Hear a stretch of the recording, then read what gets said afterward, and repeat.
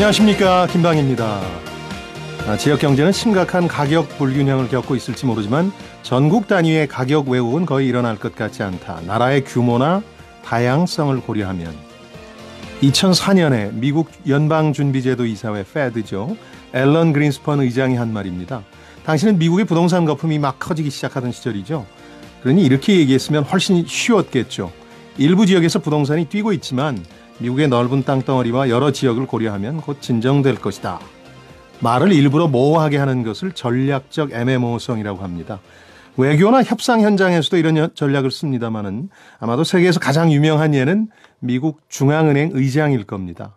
아무튼 이런 일련의 말로 16년간 당적이 다른 4명의 대통령 밑에서 연준 의장을 지냈던 그린스펀은 신적인 존재에서 최악의 의장으로 전락하고 말았습니다. 글로벌 금융위기에 씨앗을 뿌린 존재로 말이죠.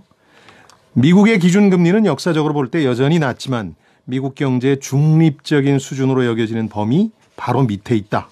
이건 지난 28일 제롬 파월 현직 연준 의장이 한 말입니다.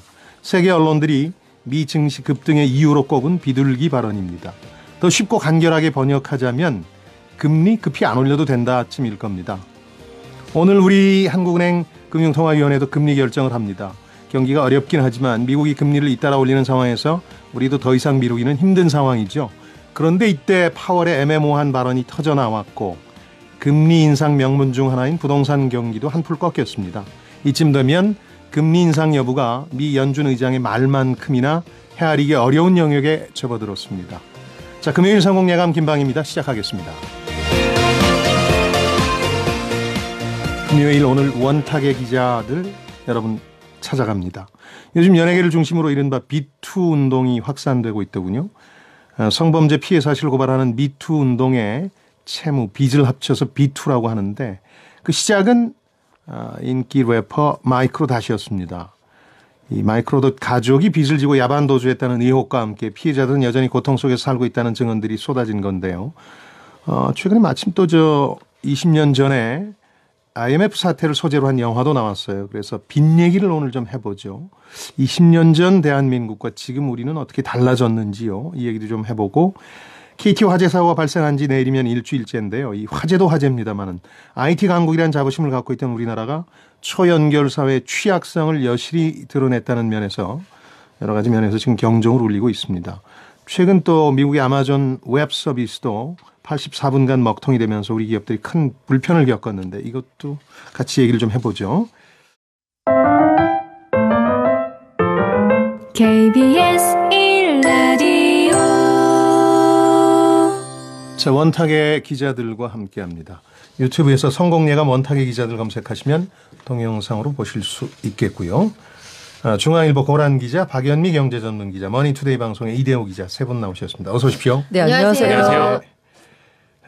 빚 얘기를 좀 해봐야 되는데 이게 썩 즐거운 얘기는 아닌데 우선 이제 이 빚투라는 게 계기가 된 건 저는 이분이 래퍼인 줄 몰랐어요. 전문 낚시꾼인 줄 알았는데 마이크로닷이라는 분인데 이게 어떻게 된 일입니까? 지금은 마이크로닷에서 뭐 마동석까지 그야말로 무차별적으로 연예인 부모의 빚이나 이런 부분들이 폭로되고 있는데 마이크로닷은 글쎄 좀 초기 대처가 좀 잘못됐던 거죠. 요즘에 거의 자고 일어나면 연예인 한 명씩 그렇더군요. 그 비투 운동의 이제 대상이 되던데요. 그러니까 마이크로닷 이전에도 사실 그런 사례는 한 명, 두 명씩 있어서 예전에 뭐 박보검 씨 사례도 잠깐 언급된 적이 있었고, 근데 이제 그게 어떤 그 사건 사고처럼 네. 그리고 아주 20년이 지난 그 시절 것까지 이제 소환하면서 또 말씀하신 것처럼 잘못된 연예인의 소속사의 대응까지 겹치면서 파장이 좀 커졌던 것 같아요. 네.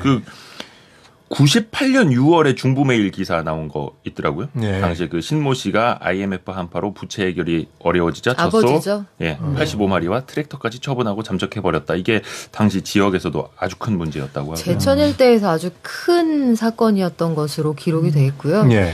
친척들한테 그리고 가까웠던 이웃들한테 돈을 죄다 빌려서 사실상 도피성 이민을 해버렸기 때문에 그러니까 죄질이 좀 안 좋은 거죠. 그렇네. 야반도주니까 그야말로. 더구나 네. 신뢰의 문제도 있었고 당시 돈으로 아주 큰 돈을 빌려준 사람들이 꽤 그렇죠. 있었어요. 예. 해서 그 돈을 말하자면 사기를 당하거나 아니면 돌려받지 못했던 사람들은 이후에 가세가 굉장히 기울어서 자식들까지 굉장히 고생을 하면서 살았다고 그러니까 이 경우는 맞아요. 초기 대처가 잘못됐다고 저도 분명히 느꼈던 게 그런 경우인데 방송에서 이제 자기 집 자랑하고 가족들 자랑하고 했으니까 사실은 지금 남아있는 피해자들 입장에서는 속이 그렇죠. 좀. 그게 이제 일종의 힙합하는 분들의 스웩이라고 하는데 허세잖아요. 그게 또 인기로 이어지는 구조가 만들어져요. 연결고리가. 허세를 부릴수록 사람들이 막 있어 보이니까 선망하게 부메랑이 된 되고. 거죠, 근데 이번 경우에는 그게 이제 그런 당시 피해자들을 그렇죠. 더 막 자극하게 아니 된 거죠. 그리고 사실 저는 이 얘기를 잘 모르다가 예. 그냥 아니 그 연좌제 아니야? 아니 아버지 부모가 진 빚을 왜 자녀가 꼭 이렇게 책임을 져야 되느냐라고 연좌제 아니라 그랬더니 이걸 좀 뜯어보니까 예. 이 친구가 그걸 이미 알고 있었는데 불구하고 상대를 맞소송하는 이런 식의 대담한 행보를 보여가지고 초기에. 네 진짜 근데- 말 그대로 초기에 좀 잘 대응했으면 그렇죠. 이런 네. 논란이 없었을 텐데 우리가 연좌제도 이따 또 얘기를 더 하겠지만, 이런 식의 이제 연좌제는 해당이 될 수 없다. 그래서 자식이 갚을 필요는 없다고는 하지만 예. 피해를 당한 사람들 입장에서는 또 피해자들의 연좌제는 알게 모르게 있는 거거든요. 그럼 내 그렇죠. 자식은 무슨 죄냐 그렇죠. 이런 감정적인 대응이 가능하고요. 예. 사실 법적으로 박연미자, 따지는 거 이외에 우리나라에는 실정법을 이기는 법 감정이라는 게 있어요. 이게 그냥 인지상정인데 말 그대로 네.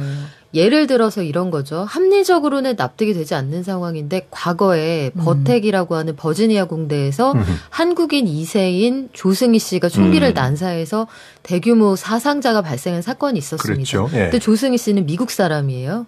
그렇지만 당시에 우리나라 사람들이 굉장히 미안해했고 심지어 사과를 해야 한다 이런 운동까지 벌어지기도 네. 했거든요. 예. 근데 미국에서는 우리나라 사람이야 상관없어. 근데 미국 언론에서는 한국이 이상하다. 한국이 이상하다. 근데 미국인인데. 그렇지. 우리나라 사람이 나가서 폐를 끼치면 미안해. 이게 우리나라 정서예요. 그런데 부모님이 크게 폐를 끼치고 가까웠던 사람들을 사실상 정말 쫄딱 망하게 하고 나가서 그렇게 살았는데 그 자식이 잘 됐어요. 잘 됐으면 성의 표시라도 해야 한다. 이게 한국적인 감정의 근간에 있는 건데 나는 잘 됐지만 우리 부모님이 그랬을 때 난 어렸을 니까 몰랐고 내가 열심히 해서 잘 먹고 잘 사는데 너희들이 무슨 상관이 이렇게 나오면 심각해지죠. 그러니까 초기 대응이 잘못된 게 그거하고 그다음 2482번 님도 지적해 주고 계신데 도끼는 잘한 건지 본인 찾아뵙고 갚으면 감사한데 자기를 찾아오면 주겠다. 이건 오만 아닌가요? 해 주셨는데 오만이죠. 잘못된 대응이었죠. 잘못했죠. 예. 그리고 나와서 돈 자랑을 얼마나 했습니까? 도끼가 도끼라는 분이 그런 분이에요? 애초부터 도끼가 돈 자랑의 원조죠. 촌철살인 사실상. 댓글 하나가 있더라고요. 도끼가 뭐 1,000,000원은 한 뭐 달 한 내 끼 밥값밖에 뭐 안 밥값이다 뭐 이랬는데 그렇죠. 네. 그럼 그 당시에 그 밥값 정도도 없어서 돈을 빌렸냐 이런 댓글도 있더라고요.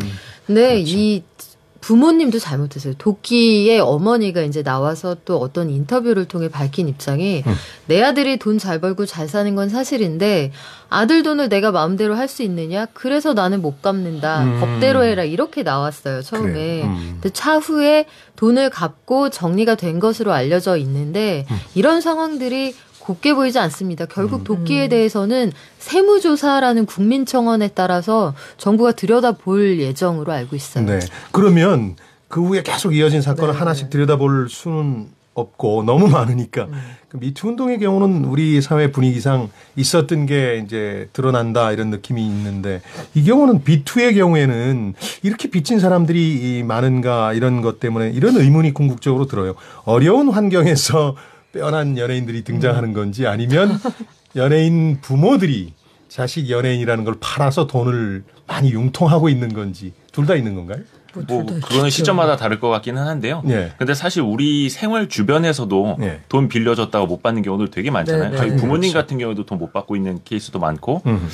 근데 그게 이제 연예인이어서 더 도드라지는 부각되는 거죠. 게 있는 네. 거죠. 뭐 연예인이 사실 우리나라에 뭐 한두 명은 아니잖아요. 그렇죠. 그 연예인 그 고라니죠? 비투가 네. 나오는 거는 예. 그 지금까지는 다들 야 이거 사실 법적으로는 문제가 없는 거죠. 배는 아프고 약간 얄밉지만 그래도 약간 지켜보고 있었다가 이 마이크로 닷을 계기로 해서 나도 그럼 그렇죠. 한번 얘기를 해보자. 이게 법적으로 돈을 받을 수는 없을지언정 네. 일종의 망신이라도 줘보자. 이렇게 하고 있는 도의적으로 니네가 책임이라도 느껴라라고 하는 이런 수많게 지켜만 보고 있던 사람들이 참고로 여기서 하나 고백이 말씀드리면 나오는 보면은 물론 이제 이래오 그 기자? 연좌제는 폐지된 지가 한참 됐습니다만 예. 만약에 이들이 그 상속을 받는다면 그 상속권에 의해서 부채도 상속되는 연결이 거죠. 그렇죠. 상속을 되거든요. 포기해야 부채가 끊어지는 거죠. 그렇죠. 네. 뭐 일부 그런 연예인들의 사례도 있고 그러네. 해서 보면은 상속권의 순위도 직계 비속, 직계 존속, 형제자매 이렇게 가거든요. 그러니까 쉽게 표현하면 부모, 자식, 뭐 형제자매 이렇게 가는 거예요. 그래서 자식의 빚도 부모에게 그렇죠. 상속은 될 수 있다라는 거죠. 근데 그런 경우에 되게 상속을 받지 않죠. 그렇죠. 그러니까 안 받죠. 현실적으로 네. 그러니까 부모가 파산해서 순자본이 더 많냐 부채가 그쵸. 더 많냐 계산을 하죠. 그렇기도 하고 사실 저는 이 모든 논란의 핵심에는 소위 훔친 수저론이 있다고 봐요. 훔친 수저. 저 집에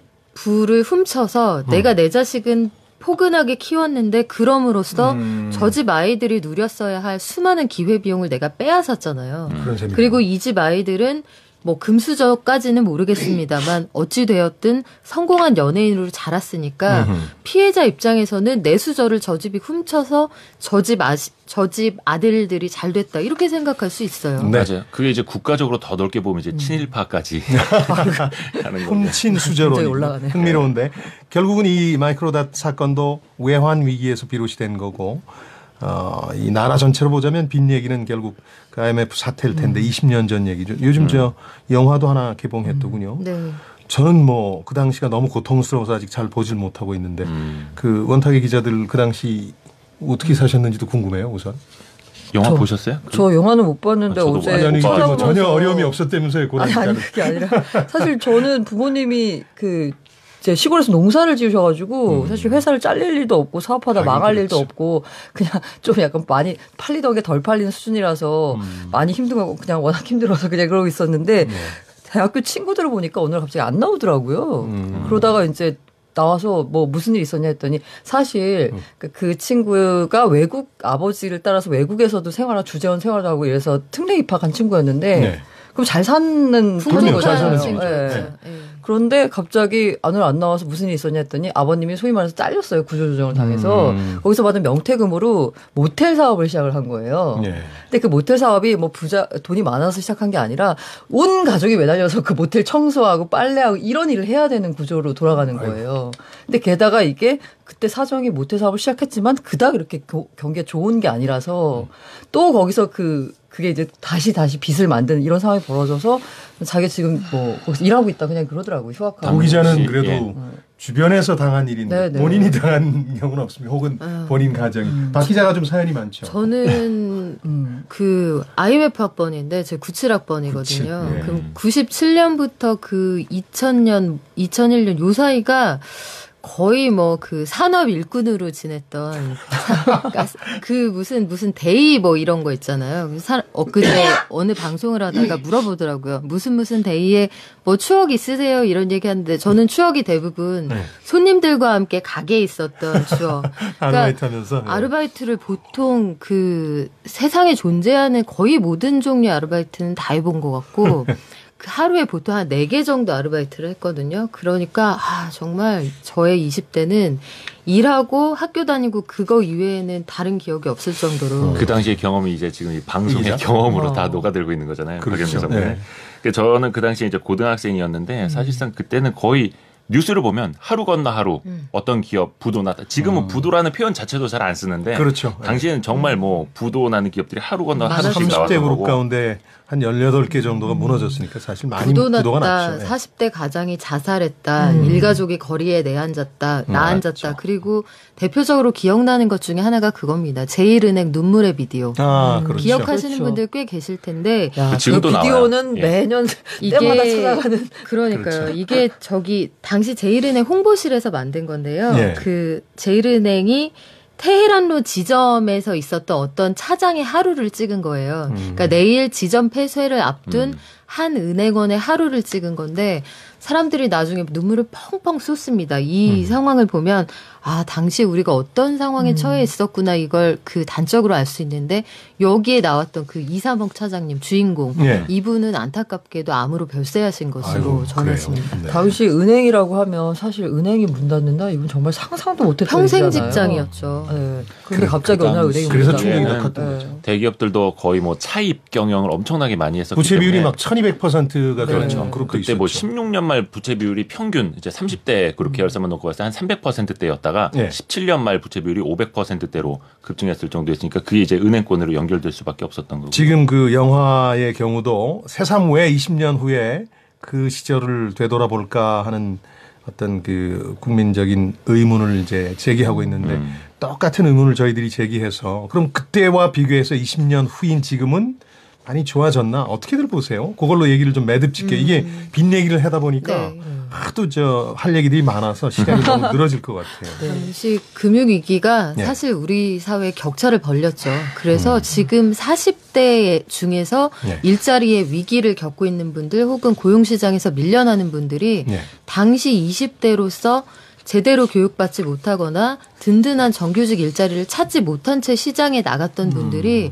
20년 뒤인 지금까지도 경제 상황이 악화될 때 가장 먼저 시장에서 내몰리고 있거든요. 그러니까 일종의 후유증에 시달리는 거군요. 그렇죠. 네, 그리고 박 기자. 그 네. 여진이 긴데다가 네. 그때 자산을 끌어모았던 사람들은 그 자산이 대물림되고 그러니까 불평등의 출발선이 하나 더 생겨버린 그런 상황이 됐습니다. 마이크로닷 케이스는 어떻게 보면 그 외환 위기의 후유증이 지금 다시 재현되는 감이 좀 있어요. 그 당시에 이제 그렇죠. 제천에서 뉴질랜드로 이제 야반도주 했던 거니까. 그리고 약간 그 네. 거시적인 데이터 한 가지만 이제 참고적으로 말씀드리면 그때 예. 97년 외환위기 예. IMF에 손 벌리기 직전에 외환 보유고가 204억 달러였거든요. 예. 당시 이제 뭐 환율 방어한다고 이제 외환 보유고를 좀 정부가 많이 쓴 측면도 그렇죠. 있었고. 근데 마지막에 이제 39억 달러였어요. 예, 30억 네. 달러대로 떨어지죠. 최근 이제 9월 기준으로 외환 보유액이 4,030억 달러. 그러니까 20년 사이에 한 20배 늘어났고 이제는 세계 8위.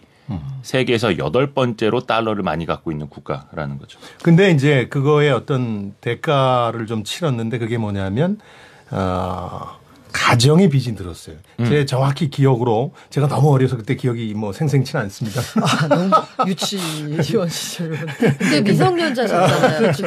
근데 네. 186조 원의 가계부채가 있었어요. 그 외환위기 전야에. 근데 지금 1,500조 원이니까 네, 네. 20년 만에 7배 이상이 늘어난 거예요. 네. 경제 살린다면서 기업들의 빚이 전반적으로 가계로 가계 이전됐죠. 빚으로 이전이 됐죠. 그래서 저는 그 나아졌느냐는 질문에 이렇게 답을 늘 해요. 그러니까 병의 증상이 좀 바뀌었다. 아, 외환위기는 네. 팔다리가 뚝 부러지는 이제 골절상 같은 거다. 1년 반 만에 어쨌든 나았잖아요. 깁스 차고 나면 좋아지니까요. 근데 지금 우리가 겪고 있는 건 골병이다. 가계부채가 많아서. 만성. 네, 만성이죠. 잘 고쳐지지 않는. 아프지는 않은데 뭐 그렇게 비유를 하는데 고 기자. 저는 약간 경제적인 측면도 그렇지만 뭐 경제적 측면을 깔고 있는 거지만 이 IMF를 계기로 해서 모든 그 우리 사회 전반의 의식 구조 자체가 바뀐 것 같아요. 아, 그래요? 어떤 가치관이라든가 이것도 전부 약간 뭐 이거 배금주의라고 해야 뭐 만능주의라고 표현해다 뭐든지 다 완전 돈이 된 거예요. 공감해요, 정말. 그리고 그때 네. 약간 저도 급 고백 97학번인데 약간 이때 나왔던 게 뭐냐면 네.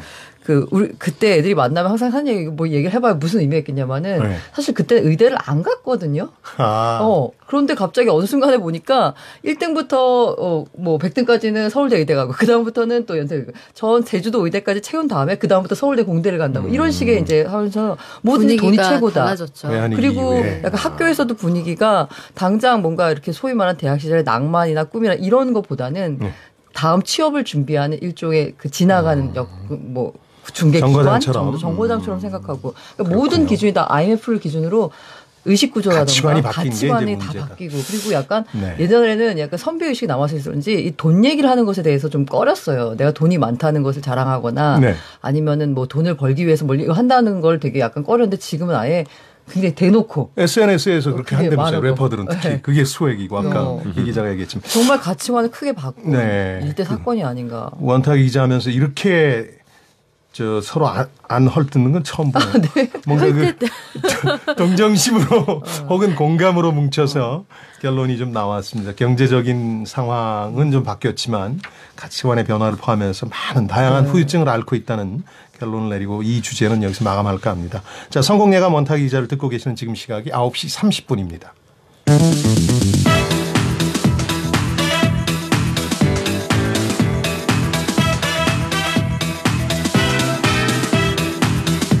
경제를 듣습니다. 성공을 부릅니다. KBS 1라디오 성공예감 김반입니다. 아이고 죄송합니다. 우리 기자 후배들이 여러분 가슴에 불을 질러놨네요. 고생하던 시절 생각이 확 떠오른 모양이에요. 조석춘님은 99학번인데요. 여름방학에는 야채 배달 알바, 겨울방학에는 세차장 알바하면서 학비 벌었던 기억밖에 없습니다. 집안이 어려워지니까. 2298번님 그 시절 암흑 같았습니다. 금리 19%를 내면서.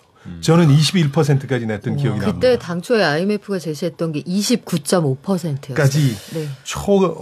고금리를 요구했죠. 그래서 파리채 들어도 될 걸 야구방망이로 후려치라고 하니 지금 생각해보면 논란이 우리가 좀 많이 됐던 그렇게 거죠. 금까지 모으면서 다 갚아야 된다 약간 이런 생각이 들어요. 우리 너무 순진했어요. 네, 그리스 보세요. 다 배째라 이런 그리스 거잖아요. 가요. 그리스. 배째, 우리는 배째. 이 조건 못 받아들인다 해가지고 조정하잖아요. 무책임한 말씀들 하지 마시고요. 당시에 금모으기 운동의 진짜 효과는 그걸로 외채를 갚은 게 아니라 당시에 그럼요. 그거는 거의 타이타닉 한 편으로 다 날아갔거든요. 그렇습니다. 예. 그게 아니라 국민들을 뭉치게 하는 네, 그 그리고 정서적 상징성이고 국제사회가 그걸 통해서 한국은 빚에 대해서 이런 책임감을 갖고 있구나. 이런 걸 보여준 거니까요. 지금 와서 딴소리 하지 마세요. 자, KT 화재 사고로 드러나게 된 초연결 사회의 취약성. 우리가 서둘러서 그런지 어쨌든 굉장한 자부심이 한순간에 이제 자괴감으로 바뀌고 있는데 지금 사고 상황을 좀 알려주시죠. 완전 복구가 안 된 건가요, 지금? 거의 일주일 다 돼가죠. 그렇죠. 일주일째 되죠. 저도 그때 막 눈 와가지고 아이들이랑 놀고 있다가 갑자기 전화가 안 돼가지고 깜짝 놀랐어요. 저는 경기도 부천에 사는데도 예. 전화가 일시적으로 잘 안 되더라고요. 그러니까 지금 이제 보도들 나오는 거 보면 이제 KT가 뿌린 보도 자료긴 합니다만 예. 거의 뭐 99% 복구가 됐다 하는데 예. 그러면서 또 기사가 나오죠. 근데 소비자들은 못 느낀다. 이게 뭐냐면 구리선을 쓰는 쪽은 복구율 자체가 집계가 제대로 안 된다는 거예요. 거의 10%대밖에 복구가 안 됐다 이런 지적들도 광케이블만 나오는데 그렇다. 그런 얘기예요. 광케이블 기준으로는 99% 복구가 됐지만 구리선 특히 이거는 되게 영세하신 분들이 많이 쓰고 있는 거거든요. 그렇죠. 그쪽이 좀 문제가 계속되고 있다. 이낙연 총리도 그 IT 강국의 맨 얼굴이 드러났다 이렇게 지적을 했던데 왜 이렇게 IT 재난에 우리가 유독 취약했던 걸까요? 좀 뭐 근본적인 이유를 이번에 따져보자면 뭘까요? 역설적으로 우리가 박연미 너무 기자? 발전해 있기 때문이에요. 그렇죠. 인프라가 그래요. 좋으니까. 너무나 연결돼 있기 때문에 뭐 예컨대 비견을 하자면 예. 사과 같은 게 그 박스에 이렇게 다 모여서 다닥다닥 붙어 있으면 하나가 썩으면 다 같이 번지거든요. 하긴 그렇죠. 순식간에 다 번지기 때문에 따로따로 하나씩 있을 때보다 훨씬 부패 속도가 빠르거든요. 지금이 그런 상황이고 또 한 가지가 사실은 2002년에 KT 민영화가 된 이후에 예. 전화국의 숫자가 되게 많이 줄었어요. 그러니까 저희가 뭐 아현지사, 뭐 광화문지사, 해화지사 이렇게 얘기를 하는데 옛날 말로 쉽게 말씀드리면 전화국이에요. 전화국이 동네마다 있었죠. 전국의 동네마다 있던 게 통폐합이 집중이 되면서 됐군요. 한 군데가 커버하는 커버리지가 되게 넓어짐으로써 아현이 이렇게 많은 일을 하는데 어떻게 D등급이야 이런 보도 많이 보셨을 텐데 그렇죠. 아현의 등급은 조정하지 않은 채로 아현 전화국이 하는 일이 너무 많아지다 많아진 보니까 그렇군요. 작은 동네 하나만 고장 날 일이 지금 거의 한 5개고 고향까지 일부 지금 이대호 기자 얘기한 것처럼 경기도 일부까지 그렇게 영향을 주는 상황이 됐는데 여기에 또 한 가지 악재가 뭐였냐면 사고 직전에 KT에 대규모 인사가 있었어요. 그래서 담당자들이 현장을 좀 모르는 분들이 가 있기도 하고 그래서 사고 수습이 그래서 좀 지연되는 측면도 있습니다. 이거를 이제 실제로 KT가 민영화된 다음에 구조조정을 굉장히 많이 하면서 몸집을 줄여나갔거든요. 네. 그리고 그 줄여나가면서 할 수 있는 사람 사실 현장에서 뭔가 이렇게 사고를 수습하거나 아니면 이런 사람들이 위기가 터져야지 그 사람들의 존재 가치가 있는 건데 평시에는 그렇게 많은 사람이 필요하지 않아요. 그러니까 이렇게 현장 인력부터 줄인 결과 이렇게 KT 사고가 지난주 터졌을 때 현장에 가서 뭔가 이렇게 수습을 해야 되는 사람들이 전부 비정규직이에요. 그러니까 IT를 우리가 빨리 확대하긴 했는데 그러다 보니까 어떤 인프라의 안정성, 안전에 대한 고민이 좀 부족한 게 아닌가 싶은데 그래서 이번에 그 AWS, 아마존 웹 서비스 장애의 경우도 여러 가지 논란이 있던데 우리 콩 서비스도 굉장한 피해를 봤거든요. 이것도 그런 우리 IT 인프라의 어떤 안정성에 대한 고민 부족을 드러내는 예 아닌가요? 우린 그냥 뭐 클라우드 서비스의 이런 취약성을 생각 안 하고 무조건 정보는 다 그렇게 외국계 기업이 하는 대형 서버에 저장해 두면 되지 하는 생각을 가졌었던 건데. 참고로 하나 말씀드리면 네. 아마존 클라우드 서비스 AWS라는 거는 일종의 이제 클라우드니까 여기는 이제 데이터베이스도 들어가고 그 데이터베이스를 뭐 불러오고 분석하는 그런 각종 툴도 여기서 다 제공을 하는 네. 일종의 큰 바구니 같은 성격이라면 예. 아현지사 사고가 났던 KT 일종의 그 통신 국사 네네. 같은 경우에는 고속도로 역할을 해주는 거거든요. 그러니까 통신을 연결해주는 액세스 회선 네. 쪽이에요. 그러니까 KT 같은 사고는 고속도로 한 곳이 꽉 막혀버리는 사고가 나서 다른 고속도로가 사실은 이제 좀 있어줬어야 되는데 그런 분산 체계가 안 돼서 문제가 많이 생겼던 거고 이 AWS 같은 경우에는 하나의 바구니를 16군데 이제 3개의 16군데 그 리전이라고 연결해 놓는데 한국에서의 문제가 생기면서 여기서 데이터를 불러올 수가 없는 그런 사고에 빠졌던 거예요. 그런데 왜 그 아마존 같은 경우는 이렇다 할 사과가 없습니까? 이제 그게 뭐냐면 먹통인데 아마존 같은 경우에는 각 기업하고 사기업 간에 맺는 계약이에요. 일종의 민간 기업 간의 그렇죠. 계약이다. 그러니까 예를 들어서 뭐 쿠팡에 불편이 생겼다 그러면 쿠팡에다 사과를 하고 쿠팡에다가 그런 얼마를 우리가 그 보상을 해줘야 되는 이거를 이제 사 기업 간의 계약을 하면 되는 거고 대신에 고객 불편에 대한 사과는 쿠팡이라든지 뭐 나이키라든지 이런 유통기업들 뭐 배달의민족 이런 데 사용하는 그 기업들이 또 해야 되는 거죠. 그 아마존 웹서비스 같은 경우에는 아직도 그 구체적으로 왜 이런 사고가 났는지 밝히질 않고 있거든요. 근데 이제 그 고객의 입장에서는 아마존 웹서비스가 사실 제일 좋다라고 평가받고 있는 클라우드 서비스는 맞거든요. 보안이나 이래서. 그래서 수많은 IT 기업들이 이용하고 스타트업들이 다 아마존 웹서비스 쓰고 있는데 문제는 아마존 웹서비스가 문제가 생기더라도 이거를 백업할 수 있는 다른 시스템이 있어야 되거든요. 근데 이것까지 갖추자 이러면 돈이 또 많이 들어요. 하긴 그렇겠죠. 그런데 그 스타트업은 다 갖추질 못했고 그 아마존마저 못 믿으면 도대체 어디를 믿으라는 거냐 이런 얘기가 나오고 있는데 이게 그때 당시 문제가 됐던 게 이제 금융회사였거든요. 금융회사의 경우 이제 문제가 됐을 때 이게 금융회사로 볼 수 있을지 모르겠지만 그때 화제가 됐던 게 약간 암호화폐 거래소가 다 먹통이 나면서 저는 커뮤니티에서 봤던 내용이 저는 세상이 끝난 줄 알았습니다라고 했던 게 그 메이저 거래소까지 다 마비가 됐었거든요. 이때 안 된 곳이 유일하게 한 곳이 있었는데 그 곳은 자체적으로 데이터 서버를 갖고 있는 거였어요. 자기 바구니를 따로 갖고 있는 그렇죠. 거죠. 근데 이걸 운영하면 돈이 너무 많이 들어. 그러니까 스타트업을 하는 기업들 입장에서는 다 따로 뭘 두고 뭘 하기가 어렵죠. 돈이 많이 들어요. 바로 거기서 이제 결국 돈 문제예요. 예전에 돈 근데 문제예요. 이 클라우드 서비스를 안 하고 자체 서비스를 갖고 있는 자체 서버를 갖고 있는 그 업체가 욕을 많이 먹었던 적도 있어요. 네, 오히려 맞아요. 그게 더 불안하다 이랬는데. 네. 근데 이쪽에서 문제가 생기니까 오히려 여기가 잘했다. 그래서 사실상 뭐 편안한 서비스 고객한테 믿을 만한 서비스를 제공하려면 양쪽을 다 갖춰야 되는데 그럼 비용이 많이 들고 위기 상황이 일어나기까지는 쓸데없이 비용을 쓰는 거기 이게 때문에. KT 이번 사고도 사실은 통화의 품질, 인터넷의 품질이 너무 좋아졌기 때문에 역설적으로 이런 상황이 발생한 게 과거에 회선이 충분히 갖춰지지 않아서 하나의 회선만으로는 충분히 통화량이나 인터넷의 어떤 사용량을 감당하지 못했을 때는 오히려 복선화, 이중화가 이루어져 있었거든요. 그런데 이거 하나만 가지고도 감당할 수 있네 해서 이게 검증된 이후부터는 오히려 플랜 B를 안 가지게 된 거예요. 이게 평소에는 쓸데없는데 만에 하나 때문에 우리가 여기에 돈을 들이고 관리 비용을 써야 돼였는데 이번에 사실은 5G 서비스 시작을 완전 앞두고 대형 악재잖아요. 그러니까. 원래는 이번 주에 다들 통신사들이 5G 상용화하기로 서비스 했었죠. 상용화 이 모든 기업이 다 대잔치, 막 사업 대잔치였죠. 전략, 막 외신까지 다 부르는 대잔치를 하려다가 줄줄이 취소를 했는데 그렇다면 앞으로의 화두는 안정성이 될 거예요. 그 무인 자동차니 이런 것들이 멈춰버리면 어떡할 거냐 여기에 대한 대안을 사람들이 묻기 시작했고 그렇죠. 그럼으로써 역설적으로 통신 장비 이런 것들에 대한 대규모 투자가 예상해 볼 수 있기 때문에 그 동네로서는 간만에 찾아온 호재일 수 있습니다. 또 하나는 얼마 이제 전에 바구니라고 이대호 기자가 비유를 들어주셨는데 그 바구니가 우리나라 기업들이 자료를 갖다 놓는 거지만 우리나라 건 아니잖아요. 외국에 있으니까 자료나 정보가 해외로 유출되지 않느냐 이건 어떻습니까? 서버는 해외 거고 그 안에 그렇죠. DB는 우리 건데. 예.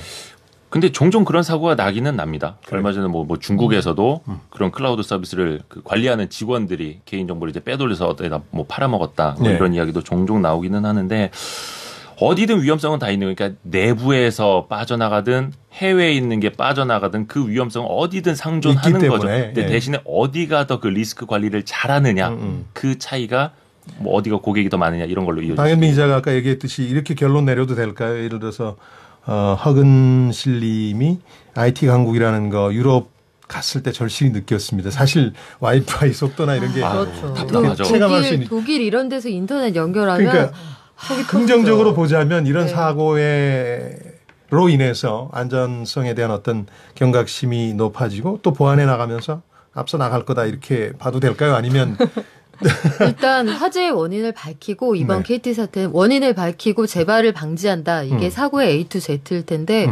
원인을 밝히는 부분이 난망이라 그게 좀 걱정이에요. 아. 이런 식으로 생긴 통신과 되게 많은데 사실은 저는 여기 한번 들어가 본 적이 있어요. 취재 때문에. 네. 그런데 여기 불이 날 수 있는 구조가 진짜 아니거든요. 근데 왜 불이 났을까 이걸 못 밝혀내면 불안감이 항상 상존할 수 있으니까. 그렇죠. 이번 사태로 교훈을 얻을 네, 수가 없다. 그렇죠. 네. 그리고 이번 사태를 통해서 예. 그 구조 조정이고 조직의 효율화도 좋지만 네. 그 이런 그 정비를 담당하거나 안전을 담당하는 쪽에서는 지나친 구조 조정의 폐해가 이렇게 나타날 수 있다. 위기 상황에서 그러네요. 이걸 좀 네. 알았으면 좋겠습니다.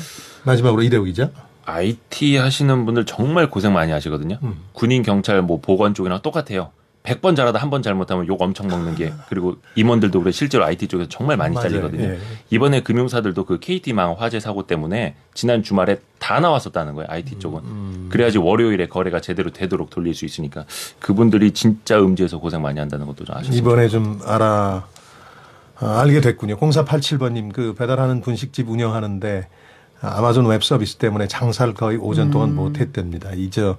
이 유명한 앱 무슨 민족 하는 앱 그 판매 비중이 60% 이상 되는데 전단지 드리긴 하는데 이제 앱으로 주문하는 게 워낙 편하다 보니까 너무 여기 의존해서 당사자도 이제 편리함 때문에 큰 대가를 치렀다고 그러시는데 우리 국민 전체가 그랬으니까 중요한 건 이번 일을 통해서 우리가 뭘 배울 것이냐 이거겠죠.